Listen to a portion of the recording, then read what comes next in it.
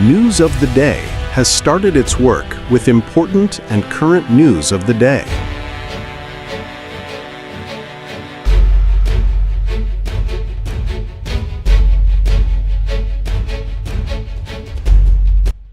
Russia hits Ukraine as U.S. reports progress in talks with Kyiv, targeting critical infrastructure just as U.S.-Ukraine peace talks in Florida enter their third day. Ukrainian authorities report that Russia fired 653 drones and 51 missiles, most of which were intercepted.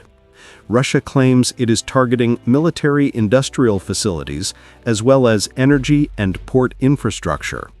French President Emmanuel Macron condemned the strikes and announced he will travel to London on Monday for a meeting with leaders of Ukraine, the United Kingdom, and Germany. The goal is to increase pressure on Moscow to push it toward peace.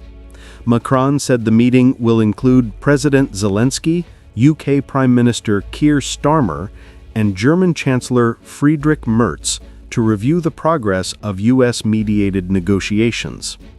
U.S. and Ukrainian negotiators have urged Russia to show a real commitment to long-term peace after talks in Moscow failed to produce any breakthrough.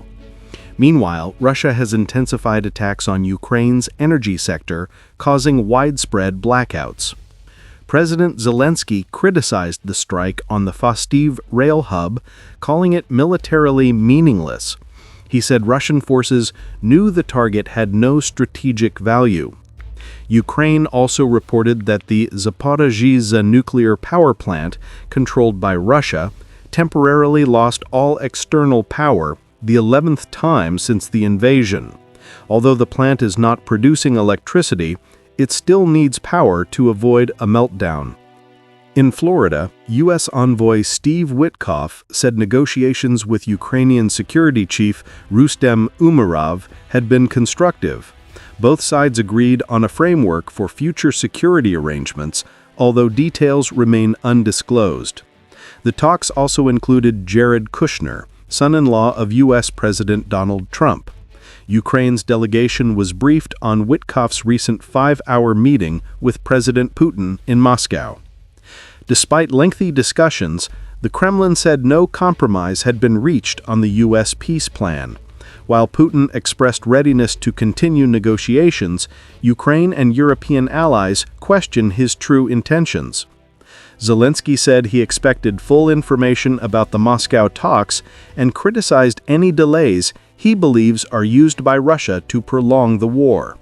Kyiv has demanded revisions to the initial U.S. peace plan, which was viewed as too favorable to Moscow. Major disagreements remain, especially concerning Ukraine's future security guarantees and territorial issues. Russia currently occupies roughly 20% of Ukrainian territory, including large parts of Donetsk and Luhansk. In a recent interview, Putin warned Ukrainian forces to fully withdraw from Donbass, or Russia would liberate the territories by force. This statement escalated concerns across Europe.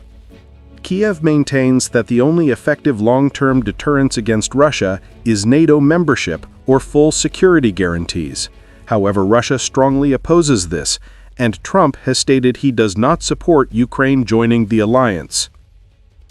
That's all for today. Stay with us, like the video, subscribe, and turn on the notification bell.